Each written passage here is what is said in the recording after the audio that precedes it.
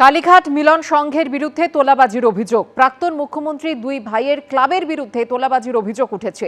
এলাকায় থাকতে দেওয়ার নামে টাকা তোলা হতো। প্রতি মাসে টাকা তুলত কালীঘাট মিলন সংঘ ক্লাব। ঝুপড়িবাসীদের থেকে টাকা তুলত কার্তিক ও অজিত বন্দ্যোপাধ্যায়ের লোকেরা। কালীঘাট মিলন সংঘের বিরুদ্ধে তোলাবাজির অভিযোগ উঠেছে।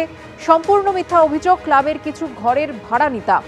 ক্লাবের খেলাধুলোর জন্য 100 টাকা করে নেওয়া হতো। অভিযোগ উড়িয়ে দাবি কালীঘাট মিলন সংঘের প্রেসিডেন্ট অজিত বন্দ্যোপাধ্যায়।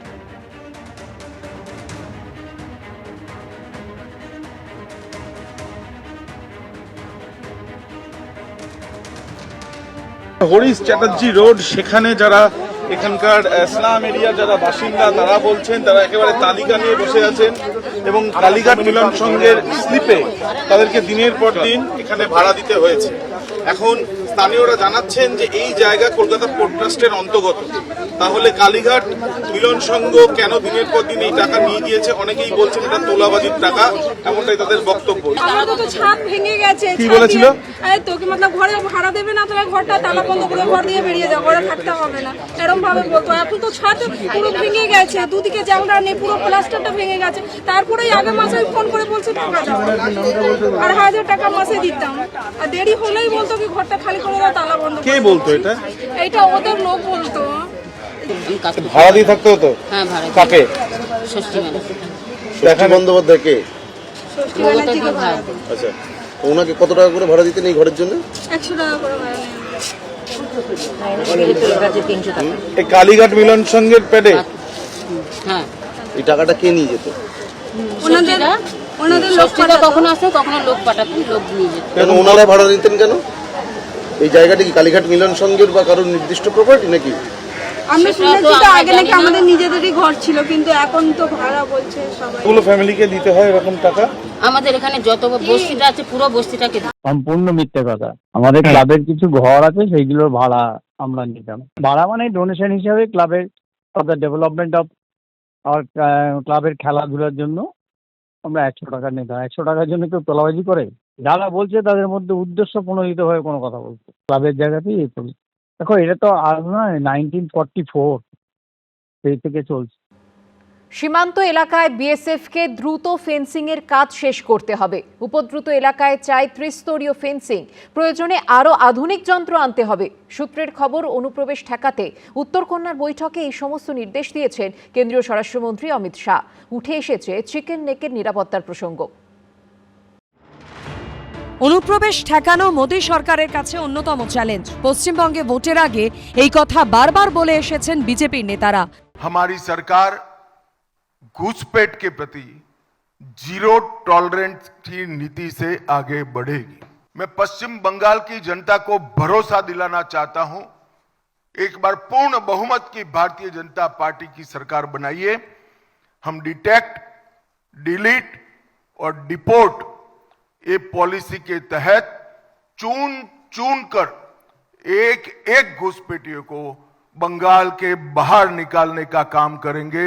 আর পশ্চিমবঙ্গে বিজেপি সরকার ক্ষমতায় আসতেই এবার রাজ্যে এসে সীমান্তবর্তী নানান সমস্যা নিয়ে বৈঠক করলেন কেন্দ্রীয় স্বরাষ্ট্রমন্ত্রী অমিত শাহ। সেখানে চিকেন স্নেকের পাশাপাশি আলোচনা হলো ত্রিস্তরীয় ফেন্সিং নিয়েও। চিকেন স্নেক বা শিলিগুড়ি করিডোরের ওপর সবসময় নজর থাকে চীনের। আবার বাংলাদেশে মোহাম্মদ ইউনূসের নেতৃত্বে যখন কট্টর ভারত বিরোধিতা শুরু হয়, তখন ছাত্র নেতা থেকে শুরু করে কট্টরপন্থী নেতাদের মুখে শোনা গেছে চিকেন স্নেককে আলাদা করার হুমকি। আমরা 7 সিস্টারকে বলে দেব, চায়নাকে বলে দেব, চিকেন নেক বন্ধ করে দাও। ফলে স্বাভাবিকভাবেই চিকেন স্নেকের নিরাপত্তা বাড়ানোর দিকেও নজর দিতে হয়েছে মোদী সরকারকে। এদিন উত্তরকন্যার বৈঠকে যে বিষয়টি বিশেষভাবে গুরুত্ব দেওয়া হয়। সূত্রের খবর, চিকেন স্নেককে কেন্দ্র করে পরিকাঠামো বাড়াতে অতিরিক্ত জমির প্রয়োজন জানিয়েছে এসএসবি আইটিবিপি। পশ্চিমবঙ্গে বাড়তে পারে সেনা ছাউনির সংখ্যা, সেই ইঙ্গিতও দেওয়া হয়েছে এই বৈঠকে। ভারতবর্ষের চিকেন নেক নিয়ে অবাঞ্ছিত হুঁশিয়ারি কটাক্ষ উড়ে এসেছে প্রায়শই। তাই চিকেন নেক নিয়ে বাড়তি সতর্কতা। চিকেন নেকের সুরক্ষা জাতীয় নিরাপত্তার জন্য প্রয়োজন। সেই চিকেন নেক নিয়ে চিকেন নেকের অদূরে বসেই উত্তরকন্যায় কেন্দ্র ও রাজ্যের বিভিন্ন সংস্থার সঙ্গে বৈঠক করলেন দেশের স্বরাষ্ট্রমন্ত্রী অমিত শাহ। চিকেন নেকের ক্ষেত্রে এসএসবি এবং আইটিবিপি তারা জমি চাইছেন। এখন এই চিকেন নেক এটা বরাবরই একটা খুব সেন্সিটিভ লোকেশন, সরু জায়গাটা, কিন্তু কারোর হিম্মত হয়নি এটাকে কেটে দাও। এয়ারফোর্স এটা খুব লিডিং রোল এখানে প্লে করবে, যে বাগডোগরা থেকে হোক, এই সব জায়গা থেকে যে এয়ার ফরমেশন আমাদের আছে সেটা বড়ভাবে এই জায়গাটাকে সার্ভেলেন্সে রাখবে। উত্তরকন্যায় অমিত শাহর সঙ্গে বৈঠকে মুখ্যমন্ত্রী শুভেন্দু অধিকারী ছাড়াও উপস্থিত ছিলেন বিএসএফ এবং এনআইএ ডিজি, রাজ্যের মুখ্য সচিব, স্বরাষ্ট্র সচিব, আইজি উত্তরবঙ্গ এবং অন্যান্যরা। ক্ষমতায় এসে ইতিমধ্যেই সীমান্তে কাঁটাতার বসানোর জন্য বিএসএফকে বিপুল পরিমাণ জমি হস্তান্তর করেছে বিজেপি সরকার। সেই ফেন্সিংয়ের কাজ যাতে দ্রুত শেষ করা যায়, এদিনের বৈঠকে সেই বিষয়ের উপরই জোর দেওয়া হয়েছে। সূত্রের খবর, সেই বৈঠকে অবৈধ অনুপ্রবেশকারীদের বিষয়ে জিরো টলারেন্স নীতির কথা বলেছেন অমিত শাহ। কেন্দ্রীয় স্বরাষ্ট্রমন্ত্রীর নির্দেশ, সীমান্ত এলাকায় বিএসএফকে দ্রুত ফেন্সিংয়ের কাজ শেষ করতে হবে। এর জন্য প্রয়োজনে আরও আধুনিক যন্ত্র আনতে হবে। উপদ্রুত এলাকায় চাই ত্রিস্তরীয় ফেন্সিং। অবৈধভাবে যারা অনুপ্রবেশ করেছেন তাদের চিহ্নিত করতে হবে, তাদেরকে চিহ্নিত করে অবিলম্বে ফেরত পাঠাতে হবে। সীমান্তবর্তী এলাকায় কোনো অবৈধ জমায়েত দেখলে পুলিশ এবং বিএসএফ যৌথভাবে সেই অবৈধ জমায়েত সরাবে।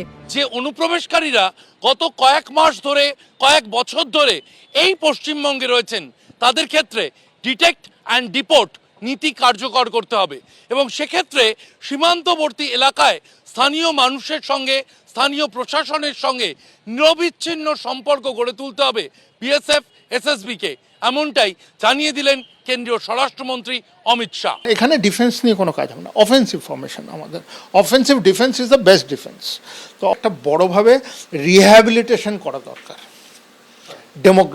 আমাদের ডেমোগ্রাফিটা ওখানে দেখা উচিত এবং আমাদেরকে সেইভাবে একটা রিহ্যাবিলিটেশন করা দরকার, যেখানে আমরা আমাদের যাদের উপরে আমরা ভরসা করি তাদেরকে যেন ওখানে ডিপ্লয় করা হয়।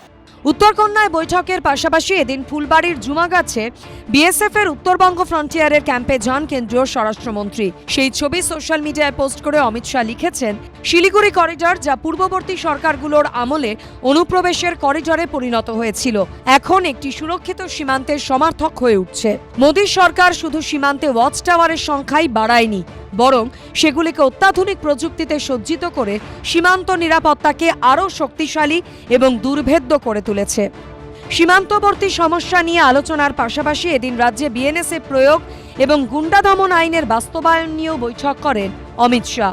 শিবাশিস মৌলিক, হিন্দোল দে ও সুদীপ্ত আচার্য রিপোর্ট, এবিপি আনন্দ। আপনার আমার দান করা রক্ত মোটা টাকায় পাচার হচ্ছে ভিন রাজ্যে।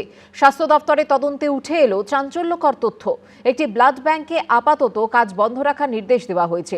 বেআইনি রক্ত কারবারের সঙ্গে জড়িত ব্লাড ব্যাংকগুলির লাইসেন্স পাকাপাকিভাবে বাতিল করার সুপারিশ করে স্বাস্থ্যমন্ত্রীর কাছে ফাইল পাঠিয়েছে তদন্ত কমিটি। রক্তের স্টক মেলাতে গিয়ে চোখ কপালে উঠেছে স্বাস্থ্যকর্তাদের। ভিন রাজ্যে 4,15,00,000 টাকার বিক্রি করা হয়েছে এফএফপি বা ফ্রেশ ফ্রোজেন প্লাজমা। সরকারকে অন্ধকারে রেখে বেসরকারি ব্লাড ব্যাংক থেকে কোটি কোটি টাকায় ভিন রাজ্যে পাচার হয়ে যাচ্ছে রক্ত এবং প্লাজমা। স্বাস্থ্য দপ্তরের তদন্তে উঠে এলো এমনই চাঞ্চল্যকর তথ্য। অথচ প্রয়োজনের সময় জীবনদায়ী রক্ত পাচ্ছেন না রোগীরা। সরকারি হোক বা বেসরকারি, ব্লাড ব্যাংকে গেলেই শোনা যাচ্ছে একটাই কথা, ডোনার আনলে তবেই মিলবে রক্ত। ব্লাড ব্যাংকে কি বললো আপনাদের? রক্তদাতা পাঠান লেখা আছে এখানে। তা কেন, মানে কারণ কিছু বলছে? কারণ কিছু বলেনি আমাদেরকে, খালি স্ট্যাম্প মেরে দিয়েছে, এটাই বাস। আপনার কি খুব রেয়ার কোনো গ্রুপের রক্ত দরকার? না, এ পজিটিভ। লিভারের পাশে ইনফেকশন হয়েছে, ওই ইনফেকশনের জন্য আমি শ্রীরামপুর ওয়ালসে ভর্তি ছিল, ওখান থেকে এইখানে রেফার করেছে। ভেতরে গেলাম, গিয়ে বললো আপনার এতে হবে না, আপনার ডোনার লাগবে, কার্ডে হবে না। আমার ক্রেডিট কার্ড, আমার তো ব্লাড দরকার। তো এখন বর্তমানে ডাক্তারবাবু একটা বলেছে, হাসপাতাল বলছে কার্ডে হবে না, ডোনার আনতে হবে, তাহলে হবে। স্বাস্থ্য দপ্তর সূত্রে খবর, রক্ত পাচারের এই বেআইনি কারবারে শামিল রাজ্যের অন্তত 7টি বেসরকারি ব্লাড ব্যাংক। তার মধ্যে 4টি বেসরকারি ব্লাড ব্যাংকের বেআইনি রক্ত ব্যবসার যাবতীয় নথি বাজেয়াপ্ত করা হয়েছে। স্বাস্থ্য দপ্তর সূত্রে খবর, গত 23শে জুন দক্ষিণ কলকাতার পদ্মপুকুরের হেলথ পয়েন্ট ব্লাড ব্যাংকের রক্তের স্টক মেলাতে গিয়েই প্রথম নজরে আসে এই অনিয়ম। দেখা যায় শুধুমাত্র চলতি বছরের প্রথম 6 মাসেই ভিন রাজ্যে বিভিন্ন ব্লাড ব্যাংকে প্রায় 6 কোটি টাকার লোহিত কণিকা এবং প্লাজমা বিক্রি করেছে দক্ষিণ কলকাতার এই ব্লাড ব্যাংক। এর মধ্যে পিআরবিসি অর্থাৎ লোহিত রক্তকণিকা বিক্রি হয়েছে 22,314 ইউনিট বা 7,800 লিটার, যার বিক্রয় মূল্য 1,68,95,700 টাকা। এছাড়াও 3টি বহুজাতিক সংস্থাকে 4,15,18,623 টাকায় বিক্রি করা হয়েছে 31,190 ইউনিট বা 6,300 litre plasma. Health point blood ব্যাংককে আপাতত কাজ বন্ধ রাখার নির্দেশ দেওয়া হয়েছে। বাকিদের বিরুদ্ধেও ধাপে ধাপে ব্যবস্থা নেওয়া হবে বলেই খবর স্বাস্থ্য ভবন সূত্রে। পাচার না, এটা আপনি যেটা বলছেন পাচার, এটা পাচার না, এটা সব ব্লাড ব্যাংকই করে, বুঝতে পেরেছেন? একা আমি নই, যত প্রাইভেট ব্লাড ব্যাংক আছে সবাই করে, কিন্তু কি হয়েছে না হয়েছে সেটা আমি আপনাকে বলতে পারবো না। সেটা আপনি স্বাস্থ্য দপ্তরে গিয়ে জানুন। হ্যাঁ, সেটা তাহলে বলেছে, তাহলে আপনি ওখানে আমার এখানে কি করতে এসছেন? কোনো নোটিশ, কোনো চিঠি কিচ্ছু আসেনি, ক্যাম্প বন্ধ, এটা এইটুকুই জানি। সূত্রের খবর, প্লাজমা বিক্রি হয়েছে হায়দ্রাবাদ এবং মুম্বাইতে, লোহিত রক্তকণিকা বিক্রি হয়েছে বিহারের পাটনা, নওয়াদা, সিওয়ান, মুজফ্ফরপুর, বেগুসরাই, মতিহারি, উত্তরপ্রদেশের বারাণসী, বলরামপুর এবং ঝাড়খণ্ডের বেসরকারি ব্লাড ব্যাংকে। তো একটা বড় অংশ হচ্ছে প্লাজমাটা বিক্রির একটা সাংঘাতিক, এটা জাস্ট গত 3-4 বছর হয়েছে, আগে ছিল না টেকনোলজিটা, তারপরে অ্যাকচুয়ালি ব্যাঙের ছাতার মতো এগুলো এসেছে। দ্বিতীয়ত হচ্ছে বাকি যে পিআরবিসি বাড়তি যেটা হয়ে যাচ্ছে, সেটাকেও আমাদের সন্দেহ ছিল যে অন্য রাজ্যেও যেতে পারে, এবং সেইটা আমরা এখনও পুরোটা করতে পারিনি। আস্তে আস্তে আমরা এগোচ্ছি। আমাদের খুব ভালো টিম, 3-4 জন যারা অত্যন্ত অল্প বয়স্ক কিন্তু কমিউনিটি মেডিসিন এমডি বা অন্য উচ্চ শিক্ষিত, এরা খুব নিখুঁতভাবে চুলচেরা বিচার করছে। আমরা বুঝতে পারছি যে প্রয়োজনীয় তুলনায় অনেক রক্ত সেটা বাইরে গিয়েছে। স্বাস্থ্য দপ্তরের দাবি, রক্তের ব্লাড ট্রান্সফার বা একসঙ্গে বিপুল পরিমাণ রক্ত সরবরাহের ক্ষেত্রে কেন্দ্রীয় স্বাস্থ্য মন্ত্রকের সুনির্দিষ্ট গাইডলাইন রয়েছে। এই গাইডলাইনে বলা হয়েছে, এক রাজ্য থেকে অন্য রাজ্যে রক্ত এবং রক্তের উপাদান বাল্ক ট্রান্সফার করতে হলে নিয়ামক সংস্থা এসবিটিসি এবং এনবিটিসির অনুমতি নিতে হবে। এক্ষেত্রে যা মানা হয়নি বলেই দাবি স্বাস্থ্য ভবনের। বেআইনি রক্ত কারবারের সঙ্গে জড়িত ব্লাড ব্যাংকগুলির লাইসেন্স পাকাপাকিভাবে বাতিল করার সুপারিশ করে স্বাস্থ্যমন্ত্রীর কাছে ফাইল পাঠিয়েছে তদন্ত কমিটি। সন্দীপ সরকারের রিপোর্ট, এবিপি আনন্দ, কলকাতা। বুলডোজারে গুঁড়িয়ে দেওয়া হলো অভিষেক বন্দ্যোপাধ্যায়ের আমতলার অফিস। দক্ষিণ 24 পরগনা জেলা পরিষদের দাবি, ডায়মন্ড হারবারে তৃণমূল সাংসদের কার্যালয়টি অবৈধভাবে তৈরি। জোড়া নোটিশের পরেও কেউ শুনানিতে হাজির না হওয়ায় করা হলো বুলডোজার অ্যাকশন।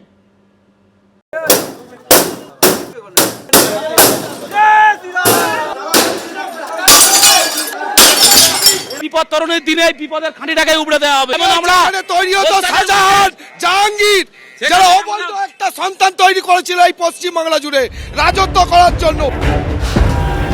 শনিবারের বারবেলায় অভিষেক বন্দ্যোপাধ্যায়ের অফিসে চলল বুলডোজার। 3টি জেসিবি দিয়ে ডায়মন্ড হারবারে তৃণমূল সাংসদের কার্যালয়ের এক একটি অংশ ভেঙে গুঁড়িয়ে দেওয়া হলো।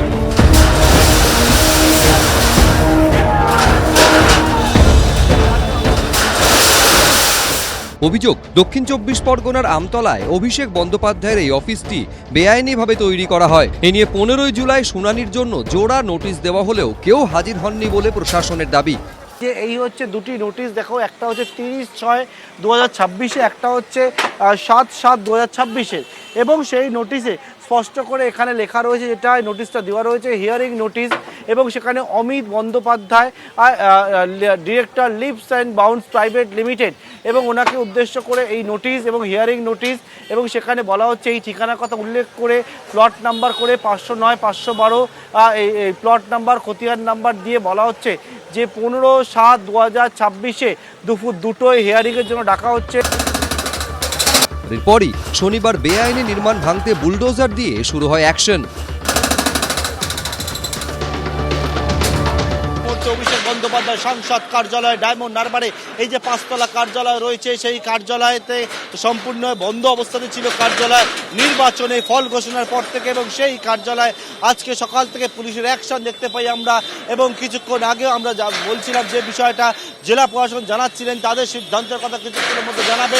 তারা জানিয়েছেন যে এই কার্যালয় যে নির্মাণ হয়েছিল সেই নির্মাণ বেআইনিভাবে হয়েছিল, কোনো রকমভাবে প্ল্যান ছিল না বলে প্রশাসনের দাবি। এখানে যে অবৈধভাবে যে বিল্ডিংটা লিপস অ্যান্ড বাউন্সের নামে করেছেন, কোনো কিছু পারমিশন নেই, যে অবৈধভাবে বিল্ডিং করেছেন, 5তলা বিল্ডিং লিপস অ্যান্ড বাউন্সের নামে যেটা ছিল সেইটাকে ভাঙার জন্য প্রশাসন ডিস্ট্রিক্ট ম্যাজিস্ট্রেট নির্দেশ দিয়েছেন। শনিবার অভিষেক বন্দ্যোপাধ্যায়ের আমতলার অফিস ভাঙা শুরু হতেই উচ্ছ্বাসে ফেটে পড়েন এলাকার বিজেপি কর্মীদের একাংশ।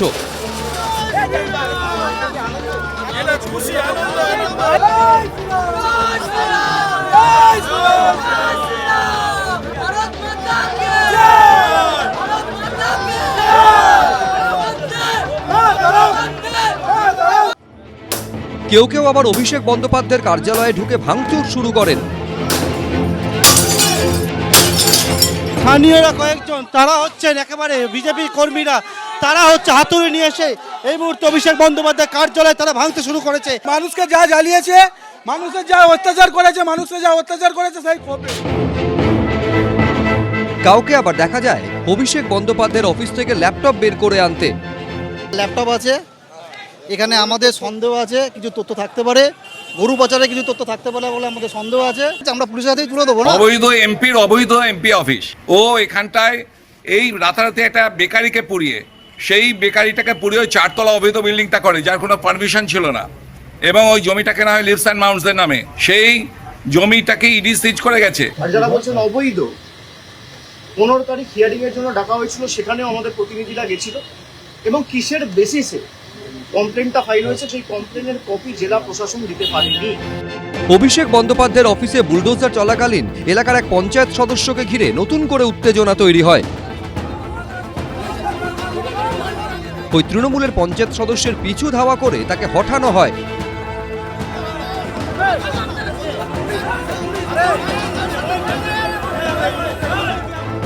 এর আগে বেআইনি নির্মাণের অভিযোগে অভিষেক বন্দ্যোপাধ্যায়ের কোম্পানি ও আত্মীয় স্বজনকে কলকাতা পুরসভার বিল্ডিং বিভাগের তরফে পাঠানো হয় 17টি নোটিশ। সম্পত্তির চরিত্র বদলের অভিযোগে কালীঘাট রোডের একটি সম্পত্তিতেও নোটিশ দেয় পুরসভার অ্যাসেসমেন্ট বিভাগ। এবার সেই একই বেআইনি নির্মাণের অভিযোগে ভাঙা হলো অভিষেক বন্দ্যোপাধ্যায়ের সাংসদ কার্যালয়। পার্থপ্রতিম ঘোষ, এবিপি আনন্দ। এবিপি আনন্দ, এগিয়ে থাকে, এগিয়ে রাখে।